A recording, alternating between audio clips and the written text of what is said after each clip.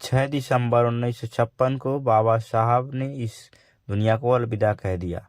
लेकिन बाबा साहब का आखिरी दिन कैसा था? 6 दिसंबर 1956 महापरिनिर्वाण दिवस। 5 दिसंबर 1956 कैसा था बाबा साहब का आखिरी दिन? 5 दिसंबर 1956 की सुबह डॉक्टर अम्बेडकर देर से सोकर उठे और नानक चंद रत्तू उनके उठने का इंतजार कर रहे थे।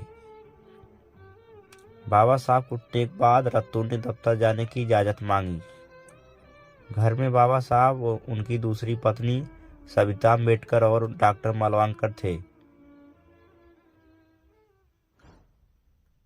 दोपहर में सविता और डॉक्टर मालवंकर कुछ सामान खरीदने के लिए बाजार चले गए,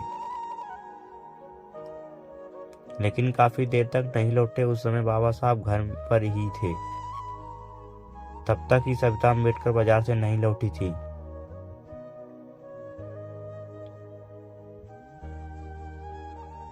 उन्हें लगा था कि उनका ध्यान नहीं रखा जा रहा है। बाबा साहब गुस्से में थे। डॉक्टर अम्बेडकर ने रत्तू को टाइप करने के लिए कुछ काम दिया। बाबा साहब इस बात से इतना खफा थे कि उन्होंने सविता अम्बेडकर को बहुत कुछ सख्त बातें भी कह दिया। रत्तू बोले, बाबा साहब आप शांत हो जाइए, आपकी तबीयत बिगड़ जाएगी।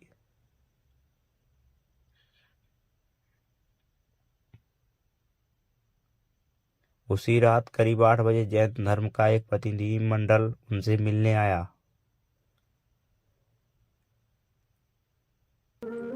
रत्तू, मुझे लगता है कि आज मैं इन लोगों से मिलने की हालात में नहीं हूँ।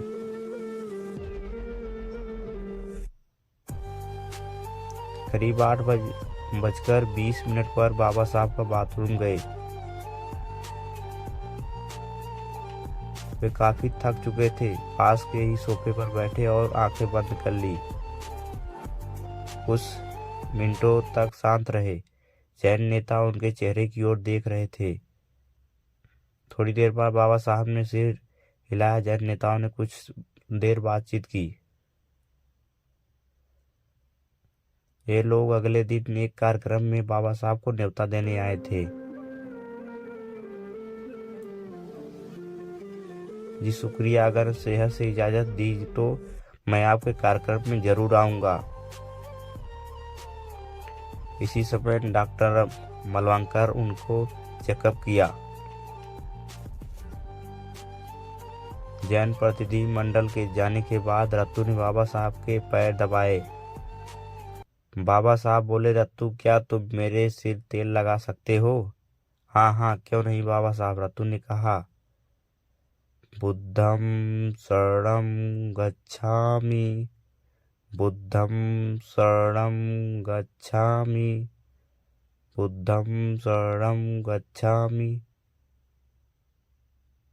उनके दाएं हाथ की उंगलियां सोफे पर थिरक रही थी।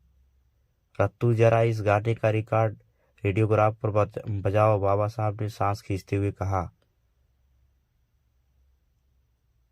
रत्तू, कुछ किताबें दे दो और वो बुद्धा एंड धम्म भी।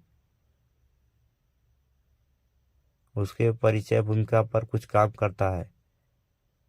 तुम इन्हें मेरे बिस्तर की बगल में टेबल पर रख दो, मैं रात में पढ़ूंगा।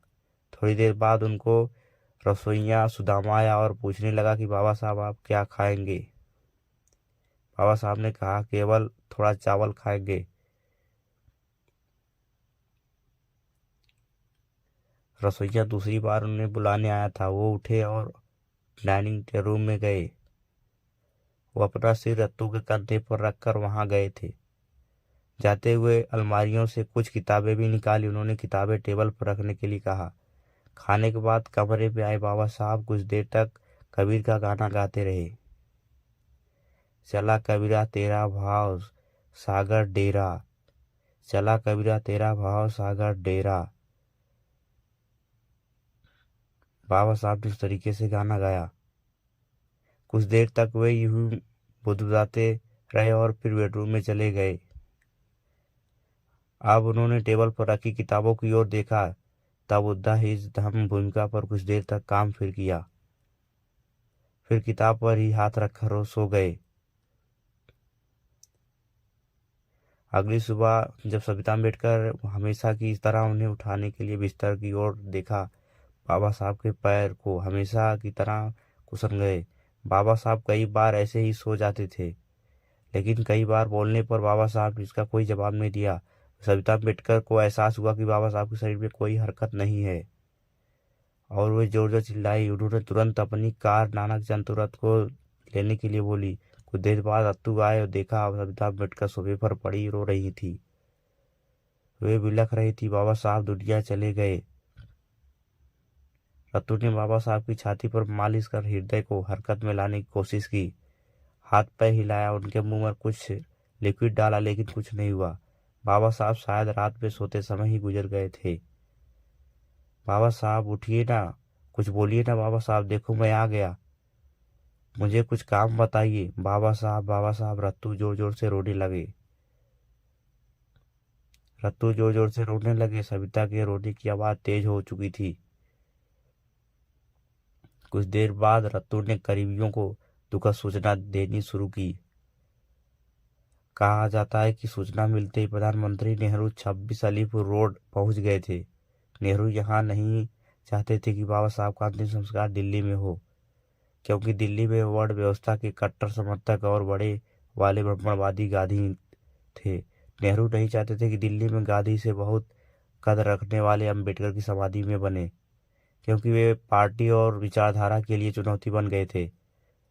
जरा सोचिए, मुंबई में चैत्यभूमि पर कितना सैलाब था। अगर बाबा साहब की समाधि दिल्ली में होती तो आप जैन सैलाब देख सकते थे। लेकिन समेत कुछ लोगों ने उसी रात पार्थिव शरीर को मुंबई भिजवा दिया, जहां बौद्ध रीतियों द्वारा बाबा साहब का अंतिम संस्कार किया गया। मुंबई में चौपाटी में हजारों लोगों ने उनके अंतिम संस्कार में किया। आज चैत्यभूमि दलितों के लिए एक सबसे बड़ा तीर्थ बन चुकी है। बाबा साहब युगों युगों तक हमेशा प्रेरणा देते रहे।